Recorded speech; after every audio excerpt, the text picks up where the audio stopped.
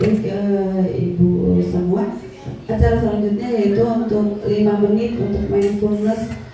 Silahkan diatur posisi duduknya yang nyaman untuk merilekskan otot-otot duduknya yang nyaman. Kita mulai ya, Ibu.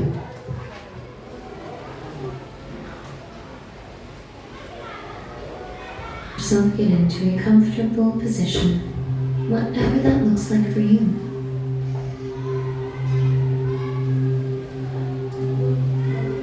When your body feels ready, you may gently close your eyes. Duduk senyaman mungkin, sandarkan ke With your eyes closed, take a moment to tune inwards. pejamkan First, mata simply noticing your body, atau tundukkan kepala. tuning into the weight of gravity, the points of contact between you and the surface on which you are resting. Tarik nafas. What else do you notice?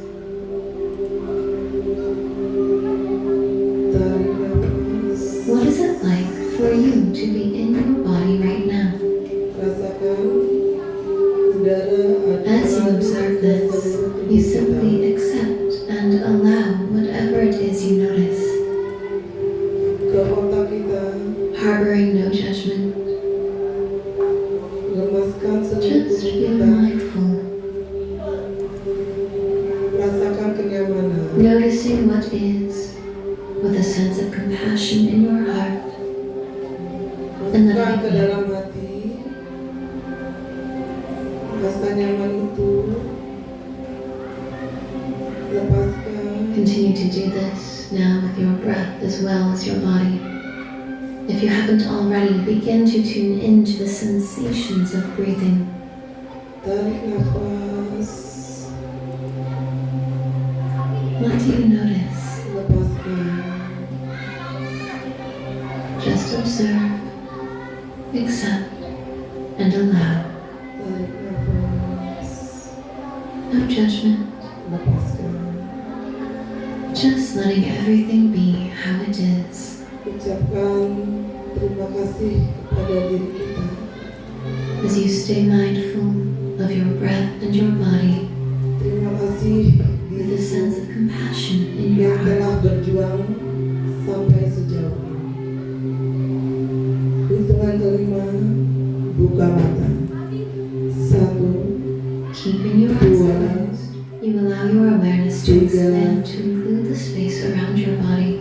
4, 5. Ya. It says,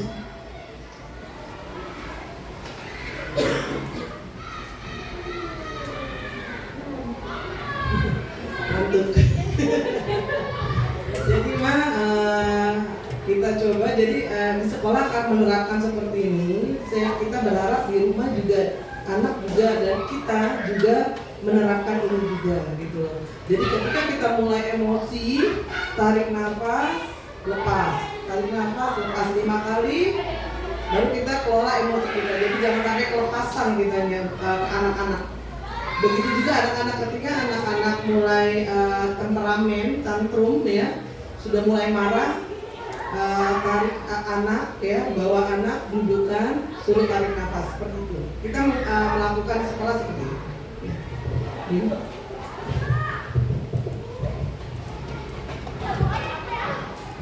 Ya, baik, terima kasih kepada Bu Guru Tati. Acara selanjutnya yaitu akan membedah program-program yang ada di sekolah. Saya akan menyebutkan program-program apa saja yang ada di sekolah.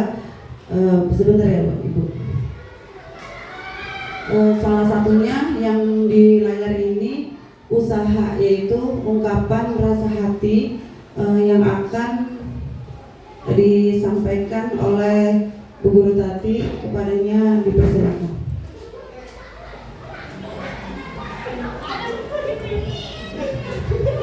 Assalamualaikum warahmatullahi wabarakatuh. Terima kasih ibu-ibu yang sudah meluangkan waktu waktunya menyempatkan diri untuk datang ke pertemuan di sekolah kita. Hari ini saya akan coba mempresentasikan tentang usaha. Ini adalah salah satu yang baru di sekolah kita. Di SD sih, ya di SD itu jarang sekali ada konseling. Tapi kita lihat kita butuh. Dan memang juga tapi tidak ada tenaganya. Sebenarnya tidak ada tenaganya. Kebetulan saya pernah belajar tentang psikologi anak yang ya sedikit banyak kita coba terapkanlah di sekolah. Kita memanfaatkan aset yang ada. Jadi mungkin saya sedikit bisa psikologi, saya coba berikan ke sekolah kita. Yang lain juga begitu, ibu guru, pak guru yang lain punya apa akan ditularkan, akan diberikan ke sekolah. Nah, salah satunya adalah usaha Ungkapan Rasa Hati.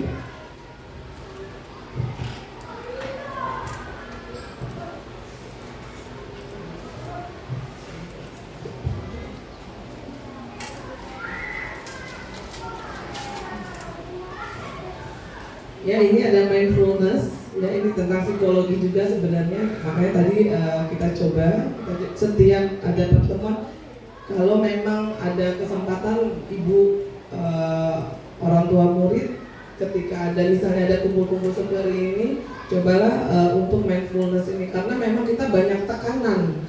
Ya, di rumah kita banyak sekali tekanan.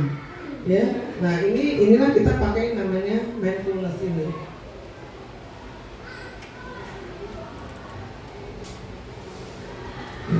Tadi kita akan membahas tentang curahan hati, bukan curhat dong mama, gitu mama dede itu. Ya, jadi kita akan coba tentang bimbingan konseling. Dan apa sih bimbingan konseling ini? Ya, ini adalah sebenarnya di sekolah dasar tuh jarang sekali ada, jarang sekali, kecuali mungkin sekolah swasta yang elit. Ini ada BK-nya. Ya. Nah, ini untuk apa? Untuk membantu siswa, untuk mengembangkan potensi, bukan hanya sekedar curhatan. Ini anak kelas 5, kelas 6 sudah mulai mah. Luar biasa kalau mama ada di posisi ibu guru pak guru di sekolah nih. Itu kalau tiap hari kelas 5, kelas 6 ini kan sudah mulai balik. Ini luar biasa cerita-cerita mereka kalau yang kita dengar. Nah, kalau seandainya mereka bercerita, kita tanpa ada yang mengerti, misalnya ceritanya mereka, kemungkinan salah sasaran nanti mereka. Yang kita khawatirkan mereka bertanya bukan pada orang yang memang kompeten, akhirnya salah. Nah, ini dari program ini, dari program Curahan Hati ini. Nah, bermaksud untuk mengembangkan potensi anak. Yang saya lihat tahun kemarin, kebetulan saya mengajar di kelas atas, itu anak itu takut untuk bicara di depan. Nggak usah, padahal hanya mengulang seperti tadi kalau mama dengar. Literasi, ketika literasi itu anak mengulas lagi, itu anak luar biasa takut untuk bicara di depan. Nah, ini kita coba untuk mengoptimalkan, minimal ada rasa percaya diri tumbuh dari diri anak. Selain kita mengoptimalkan kepercayaan diri secara kemudian akademisnya, kita berharap dengan tumbuhnya kepercayaan diri anak-anak, akademiknya akan ikut terbawa, akan ikut meningkat karena kepercaya diriannya.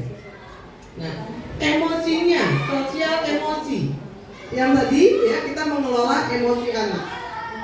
Kalau di kelas 2 mah, saya juga karena baru sudah lama sekali ngajar kelas bawah. Anak kelas 2 itu nggak tahu yang namanya senang, itu mereka tidak tahu. Sedih, mereka tidak tahu. Yang tahu dia cuma nangis. nangis, tertawa, mereka tahu. Tapi ditanya, bagaimana perasaanmu? Apa sih ibu guru?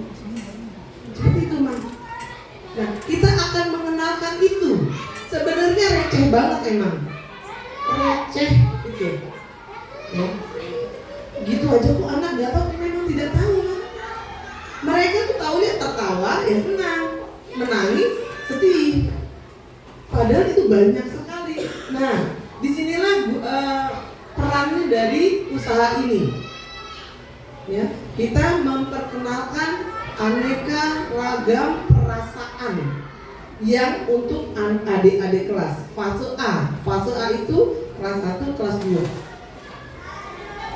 Jadi kita berdasarkan fase. Di SD itu ada 3 fase. Fase A, fase B, fase C. Nah, fase A itu perasaan. Kita memperkenalkan perasaan ini seperti ini loh. Nah, kamu kayak tadi, seperti tadi. Tadi saya menemukan kelas saya, dia nangis malu, anak laki. Sebenarnya boleh dong nangis. Bahaya mana kalau dia tidak bisa mengungkapkan. Nggak tahu dia nangis. Kamu kenapa nangis? Aku nggak nangis. Itu air matanya keluar. Apa yang buat kamu sedih? Enggak bu. Ternyata setelah saya telusuri, dia sedih karena uang jajannya cuma 1.000. Dia mau jajan, lapar, tapi duitnya cuma 1.000. Ya, duitnya dikasih 5.000 sama mamanya, tapi ditabungin 4.000, jadi tinggal 1.000, gitu maksudnya dia. Jadi dia sedih, kan. Makanya tadi saya bawa tuh anaknya ke sana, mau makan apa? Bu guru tambahin, kamu punya berapa duitnya? Karena kalau saya bilang bu guru kasih, itu tidak memberikan penghargaan, nggak punya harga diri. Anak tidak mempunyai harga diri. Kalau kita kasih tanpa mereka berjuang, sebenarnya kan 3.000 doang emangnya, atau 2.000 doang, nggak seberapa. Tapi ini dampaknya luar biasa ke depannya. Kalau kita beri, saya kasih, nih beli mie misalnya, 3.000 harganya, dia akan mempunyai mental pengemis yang hanya mau diberi, nggak punya harga diri mah. Makanya saya jika mau memberi sesuatu, saya harus diberi dulu sama anak-anak. Anak-anak minta sesuatu dengan saya, beri saya dulu sesuatu. Misalnya kalau anak saya pribadi, anak saya ingin jalan-jalan ke taman mini lah yang dekat. Oke, kita akan jalan-jalan ke taman mini, tapi Bunda akan lihat berapa nilai kamu, atau kamu sudah melakukan apa 1 minggu ini. Jadi jangan, sebenarnya kan gampang, receh banget ya mah ke situ, ke taman mini. Berapa sih, 25.000 kok masuk, nggak seberapa. Tapi nilai pendidikan kejiwaan anak itu yang kita coba bangunkan, ya Maya. Jadi jangan memberi sesuatu tanpa kita juga, jadi sesuatu itu tidak berharga, nggak akan berharga untuk anak, karena mudah sekali dia dapatnya. Nah, ini adalah salah satu dari program usaha ini, ya. Nah, dirancang untuk apa? Sebenarnya untuk guru, panduan guru juga, ya, panduan guru dan konselor. Nah, yang untuk melakukan konseling secara efektif. Nah, jika misalnya ada orang tua sulit juga agak kesusahan juga, boleh datang ke sekolah, boleh curhat, temui saya atau guru yang lain boleh, yang bisa mama percaya. Nah, selanjutnya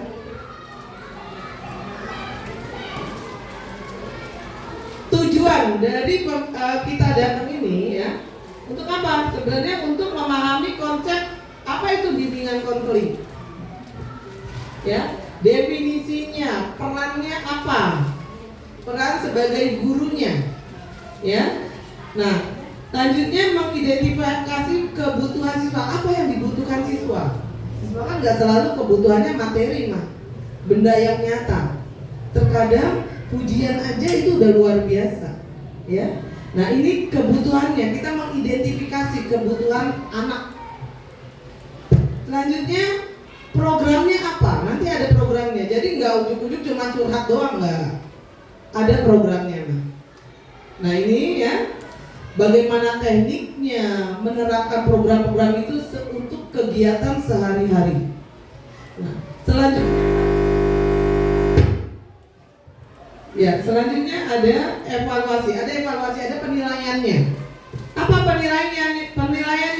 Ini malah ya, efektif nggak sih sebenarnya program?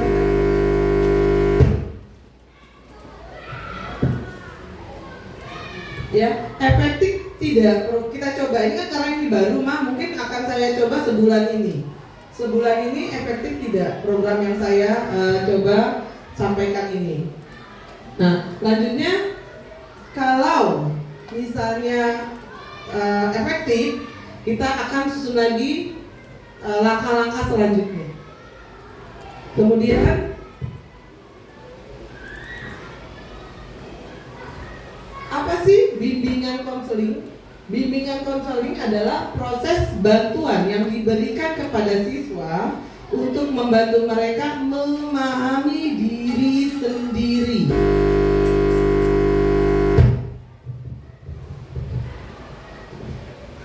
Ya, mengatasi masalah dan membuat keputusan yang tepat. Jadi kita coba anak mandiri, ya, bertanggung jawab dari bimbingan konseling ini tanpa mereka merasa digurui, tidak dinasehati, mah, ya. Nah, kemudian tujuannya, ya, membantu siswa mengenali potensi diri, mengatasi masalah, ya, merencanakan karirnya. Jadi kemungkinan untuk kalau dari SD ke SMP-nya, bagaimana di SMP, kehidupan di SMP-nya. Nah, ini dari salah satu tujuan dari BK ini. Peran guru, apa peran gurunya? Ya, sebagai pembimbing dan fasilitator dan mediator yang dipercaya anak. Jadi jangan bocor gurunya, jangan bocor, ya. Jangan bocor gurunya, ya, untuk anak-anaknya. Makanya cari guru yang memang dipercaya sama anak dan nyaman, anak itu nyaman. Silakan. Tidak selalu harus saya. Nah, kebutuhan siswa, kita mengidentifikasi, memilah kebutuhan siswa itu apa aja. Dari wawancara, kita adakan wawancara, ya. Terus kita juga adakan kuesioner dan dianalisis. Semua dari hasil wawancara dan kuesioner ini kita analisis. Apa keinginan siswa itu? Jadi nggak selalu anak itu face to face antara dia dan kita, enggak. Tapi mungkin ada satu orang atau satu kelas atau satu sekolah. Itu guna dari BK ini.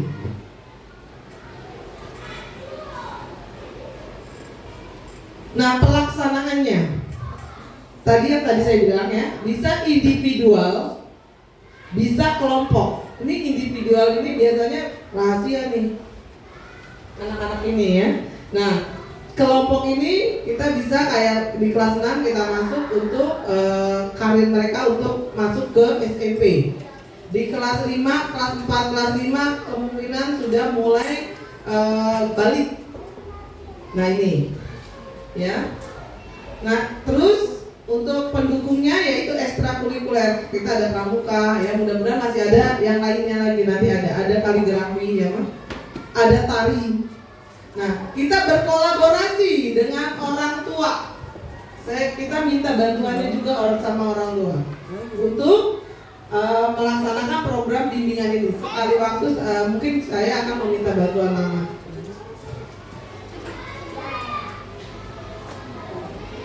Nah, ini ada evaluasi.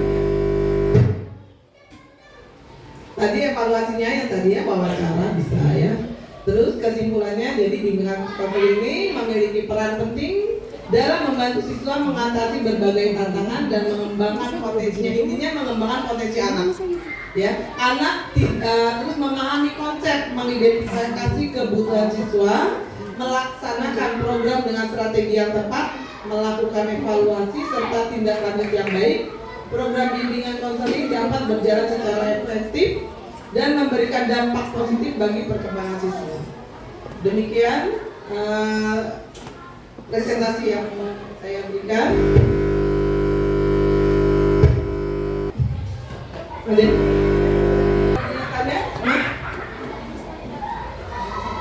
Tidak ada, udah paham? Udah? Oke, udah paham? Oke.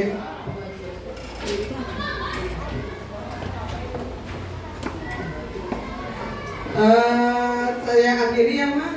Wabillahi taufiq wal hidayah. Wassalamualaikum warahmatullahi wabarakatuh.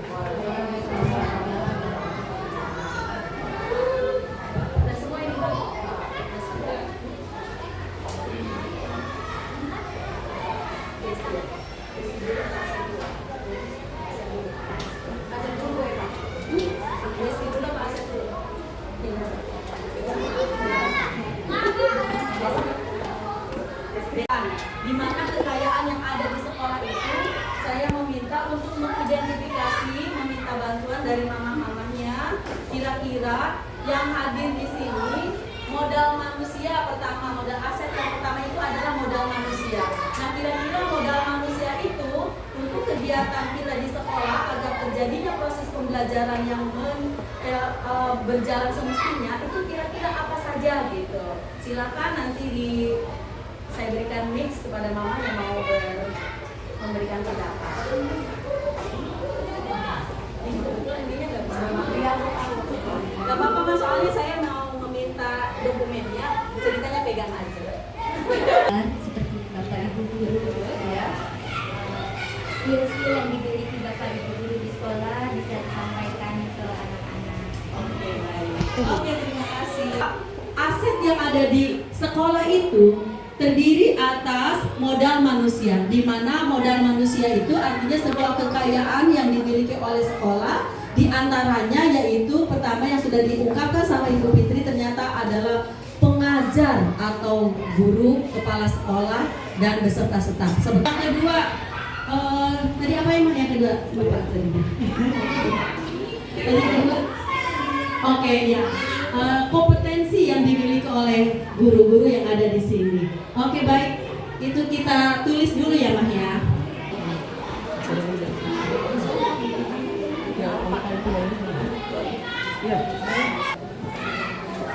Kalau kepala sekolah itu termasuk guru juga ya. Dan manusia itu tidak hanya sebatas yang kita lihat, tetapi yang abstrak pun termasuk di dalamnya. Seperti skill, kompetensi guru itu kan tidak bisa diraba gitu. Nah itu abstrak. Nah kira-kira selain itu siapa lagi mau berpendapat? Silahkan sebelah sini.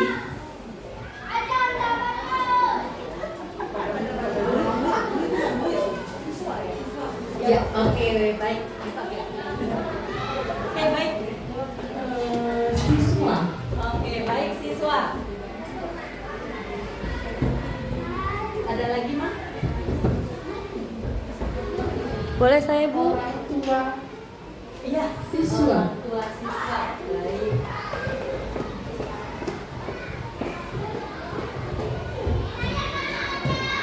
Oh, baik. Terima kasih. Terima kasih. Kira-kira ada lagi mah? Nah sekarang saya akan memberikan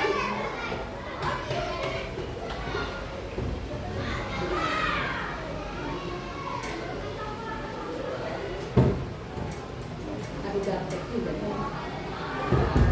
Bisa ya?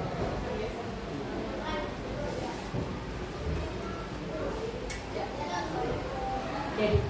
Kalau yang saya identifikasi di sini, pertama sumber daya manusianya yaitu diantaranya di sekolah kita ini ada 5 ASN-nya, kemudian ada 4 P3K-nya, ada 5 TKK dan 1 OPS dan 2 penjaga sekolah. Selanjutnya yang kedua, memiliki 5 calon guru penggerak. Kemudian yang ketiga, peserta didik yang heterogen, gitu ya. Bagus, terima kasih. Ini di sini sudah ada guru, staf, kompetensi guru, kemudian ada siswa. Kemudian selanjutnya, pengawas sekolah itu termasuk modal manusia ya, Mah ya. Jadi pengawas masuk ke dalam pemetaan dalam modal manusia, di mana pengawas fungsinya untuk mengawasi keberlanjutan dari kepala program-program kita sudah diawasi sejauh mana tingkat keberhasilannya, seperti itu. Kemudian yang selanjutnya yang terakhir adalah komite dan orang tua murid yang selalu mendukung kegiatan sekolah. Nah, itu yang kita barusan sudah identifikasi. Nah, sepakat Ibu? Sepakat? Oke, baik, terima kasih. Kemudian yang kedua tadi dikatakan bahwa di sini modal aset yang kedua yaitu modal fisik. Nah, sekarang saya mau bertanya kembali, kira-kira modal fisik di sekolah yang kita cintai ini apa saja nih? Ayo, yang lain. Ruang kelas. Oke, pakai mic, pakai mic. Silakan. Ya. Ruang kelas, Oke, ruang kelas. lapangan, Iya, terus termasuk WC guru, WC murid, musola ada nggak Bu? apalagi kira-kira justru kita yang ada di sekolah aja, yang ada di sekolah. UKS ada nggak kira-kira? Ada. Belum ada ya. Oke, baik, terima kasih Mak. Selanjutnya siapa lagi yang mau berargumen untuk memberikan pandangannya untuk mengidentifikasi kira-kira apa aja nih? Silakan. Ayo.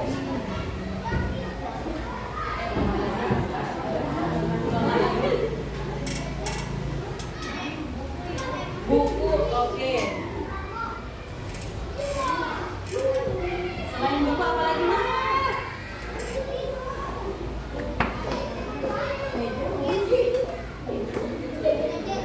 Selain buku, anak-anak emang cuma buku. Meja, kursi.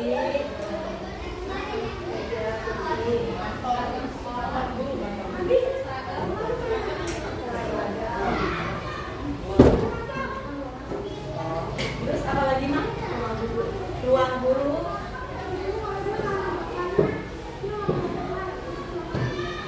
Ada lagi Mak?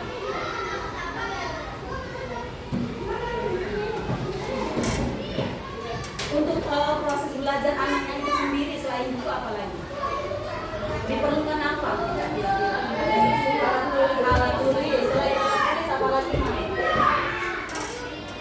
Alat tulis itu terdiri dari papan tulis. Nah, kira-kira apa lagi selain itu?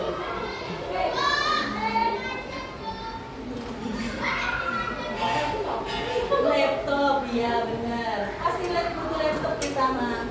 Karena apalagi di kelas 5 nanti ada AMBK gitu kan. Kemudian ada gerakan literasi. Mereka kalau nggak bawa gawe berarti dia menggunakan Chromebook atau laptop itu sendiri. Ada lagi Mah kira-kira handphone ya. Ada lagi?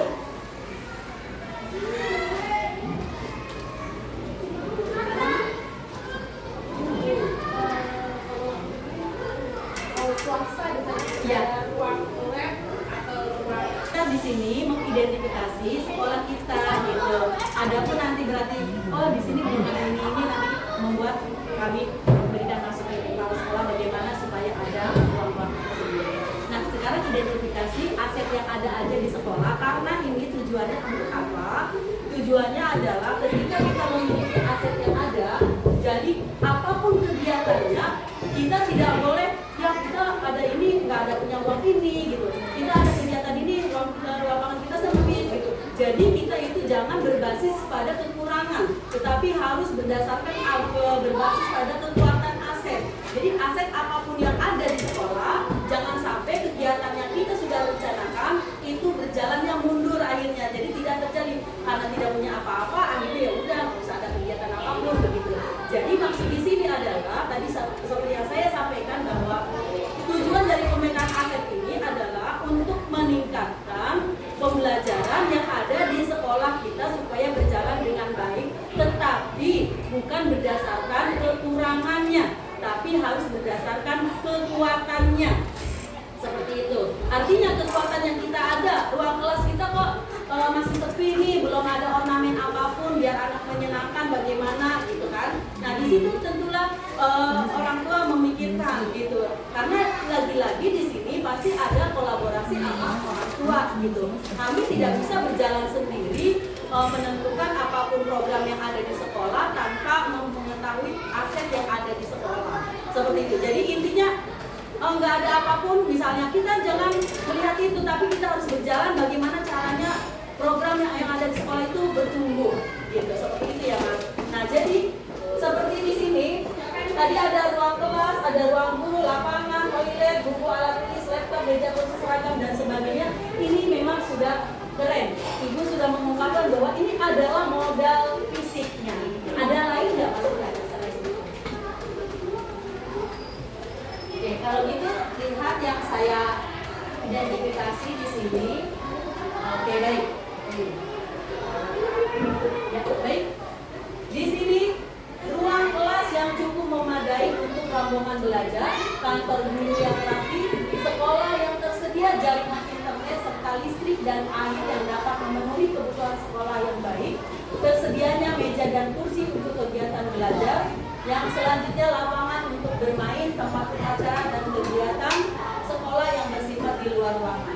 Nah, ini adalah yang baru diidentifikasi. Berarti di sini ada masukan lagi nih. Masuklah toilet yang belum saya identifikasi, berarti ada toilet, ada perlengkapan alat tulis gitu ya untuk kegiatan belajarnya. Terima kasih. Mama ada lagi selain ini gitu. Alat kebersihan, ya.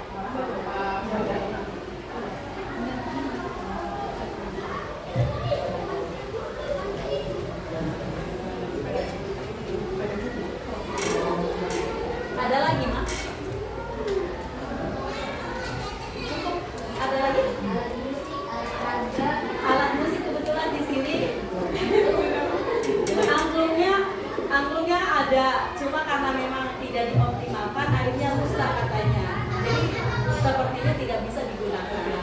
Sebenarnya ada, emang alat ada yang banyak gitu, alat musik. Itu pun apa namanya? Pianika pun pianika pun namanya angklung. Bukan angklung. Pianika ya. Pianika ya, pianika. Ya. Saya ingat yang ditiup itu. Suling. Pianika benar. Ya itu pun karena memang sudah dari zamannya Pak Ngandang tahun 2008, sekarang ya udah tidak bisa dimusikan gitu. Sebetulnya itu ada memang, tapi sekarang sudah tidak ada lagi. Nah jadi oke, terima kasih. Itu saja mungkin dari saya untuk selanjutnya akan disampaikan sama Bu Eva bergantian karena di sini ada 7 model asetnya. Kemudian dilanjutkan nanti sama Bu Eva. Untuk selanjutnya langsung ke Bu Ida. Silakan Bu Ida.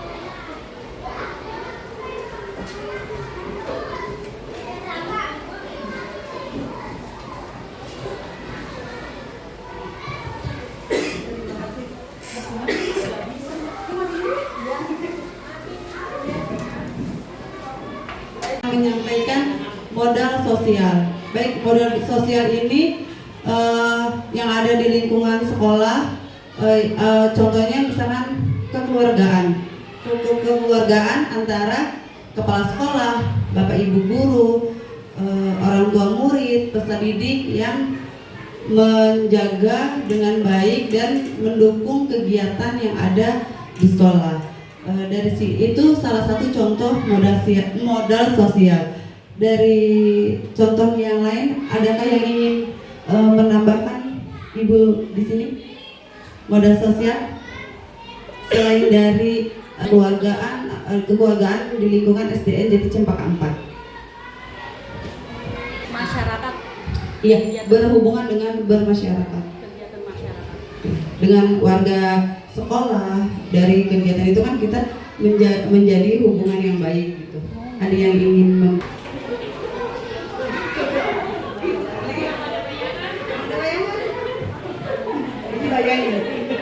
dibayangin dulu.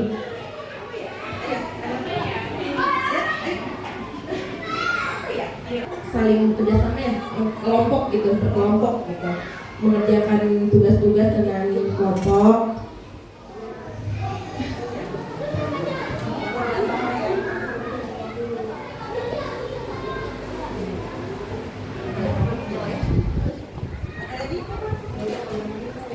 Adanya Komnas ini, komite itu merupakan sosial untuk sekolah. Pas. Ya, baik. Pas. Jadi pendapat bunda-bunda semua di sini bekerja sama dengan kelompok, misalkan kayak mengerjakan tugas ya. Istilahnya kalau misalkan ada tugas dikerjakan bareng-bareng biar cepat selesai gitu. Terus biar hasilnya juga memuaskan. Lalu yang kedua adanya kerjasama komite dan korlas ya. Jadi dengan adanya kerjasama semua kegiatan yang ada di sekolah juga pun berjalan dengan lancar. Baik, di sini saya sudah memetakan modal sosial itu. Berarti nanti tinggal ditambahkan saja ya.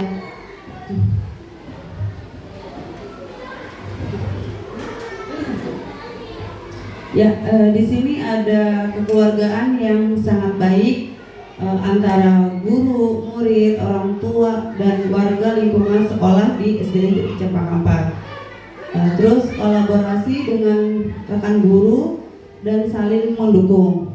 Yaitu selanjutnya guru dapat membimbing murid secara penuh. Misalnya kebutuhan-kebutuhan atau minat dan belajar murid dibantu atau dibimbing oleh bapak ibu guru supaya murid ini puas, misalnya dia puas akan selanjutnya komite dan warga sekolah lainnya mendukung program-program sekolah. Alhamdulillah sampai saat ini program-program sekolah berjalan dengan lancar karena berkat dukungan. Baik, acara selanjutnya program pemetaan aset yang ada di sekolah.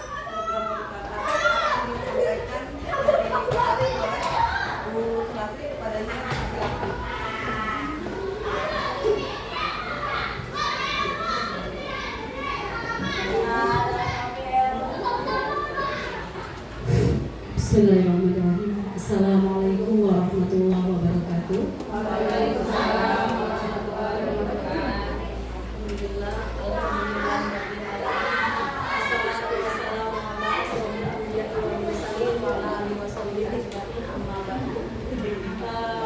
Pertama-tama yang saya hormati Bapak Ibu Guru, Ibu yang saya banggakan, kepada orang tua wali murid yang hadir pada pagi hari ini yang saya cintai.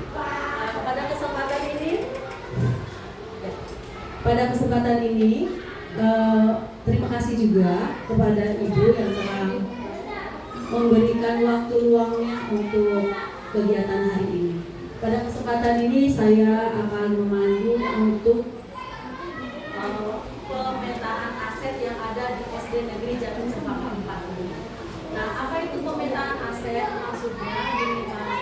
Jadi aset yang ada di sekolah kita itu apa saja sih gitu. Nah, di mana aset ini terdiri atas 7. Terdiri atas 7. Jadi intinya dari kegiatan di sekolah ini, aset yang ada di sekolah itu ada 7 modalnya. Di mana modal ini adalah untuk apa? Modal ini adalah untuk agar kegiatan proses belajar mengajar itu berjalan dengan maksimal seperti itu.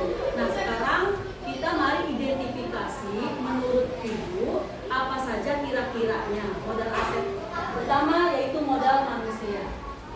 Kalau modal manusia itu, jadi modal aset ini semuanya adalah benda yang bisa kita lihat dan maupun yang kita tidak bisa lihat. Artinya yang abstrak maupun yang berwujud gitu. Contohnya misalnya modal manusia. Modal manusia itu berarti contohnya kalau di sekolah itu kira-kira siapa gitu. Nah, seperti itu ya. Nah, nanti intinya di sini pertama modal manusia, kemudian modal fisik, modal sosial, modal politik, modal agama, modal finansial, dan modal lingkungan alam. Digedein kali ya Mbak Ibu? Iya, digedein itu yang Mana itu?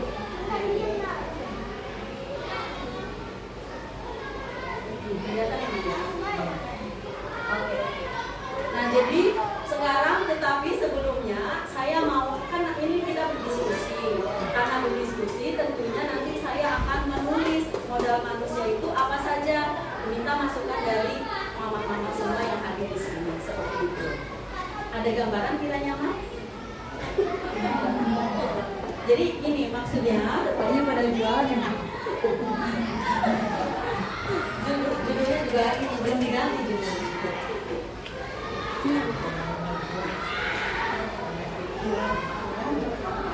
Gak apa-apa deh, gak kelihatan. Takutnya geser.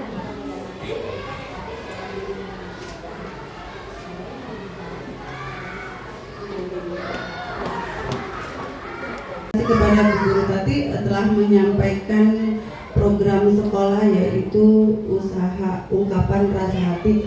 Jadi di mana anak-anak itu bisa mengungkapkan apa yang dia ingin diceritakan. Mungkin kepada mama di rumah dia merasa malu atau dia nggak bisa mengutarakan hatinya, nanti bisa ke Bu Guru Tati dengan bisa menyampaikan, oh saya maunya begini, saya maunya begini.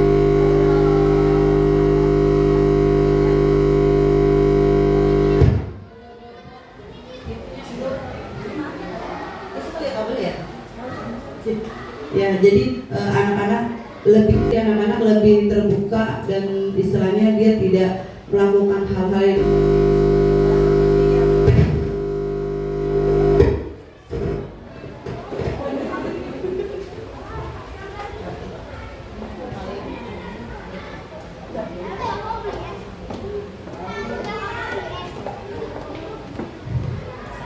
seperti kelurahan, kecamatan, kabupaten, sehingga kalau ada acara-acara di sekolah pihak terkaitnya bisa membantu.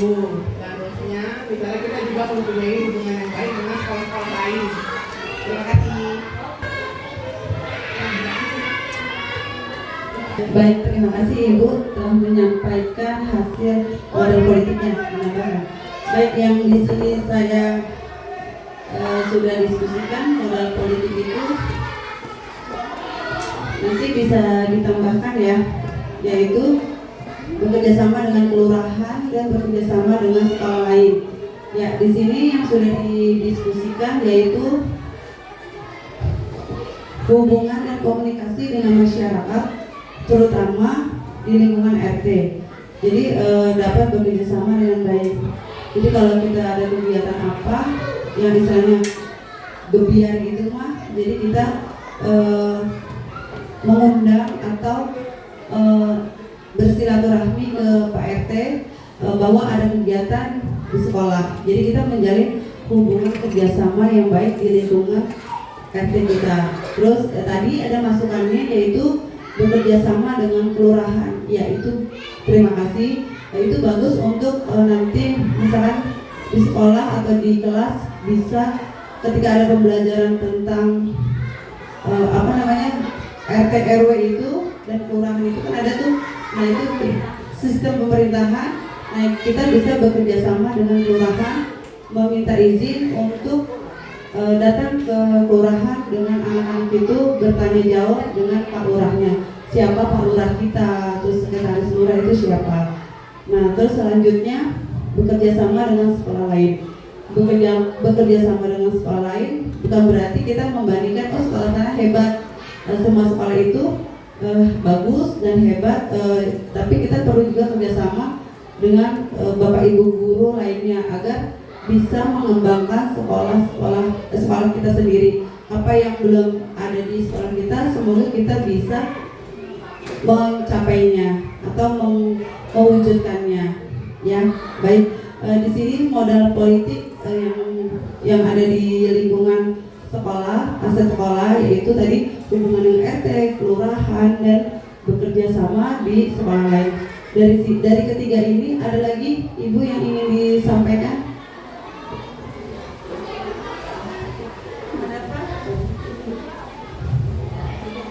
Udah cukup? Ya, baik Ibu. Selanjutnya yaitu akan disampaikan Bu Guru Eva, kepadanya dipersilakan. Ya, selanjutnya yaitu saya akan melanjutkan pemaparan tentang hasil pemetaan aset diskusi bersama Bapak Ibu Korlas di sini. Selanjutnya saya akan memaparkan tentang modal agama atau budaya. Sebelumnya saya mau bertanya dulu, apa itu modal agama? Ada yang mau menjawab, Bu? Modal agama, nanti baru kita ke modal budaya. Mah? Kalau modal agama mah? Itu maksudnya ke modal fisik mah. Ya, sekarang modal agama. Sholat duha, ya boleh kita tampung. Selanjutnya mah modal agama. Sedekah Jumat. Ya, itu nanti praktiknya ya, praktik baiknya. Oke. Apalagi mah? Modal agama atau budaya ini satu kesatuan yang bisa kita selaraskan ketika kita menjalankannya.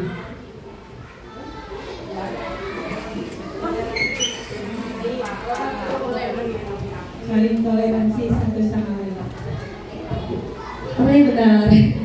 Saling toleransi satu sama lain. Oke, untuk mempersingkat waktu, kita langsung saja apa itu modal agama. Jadi mah di sini modal agama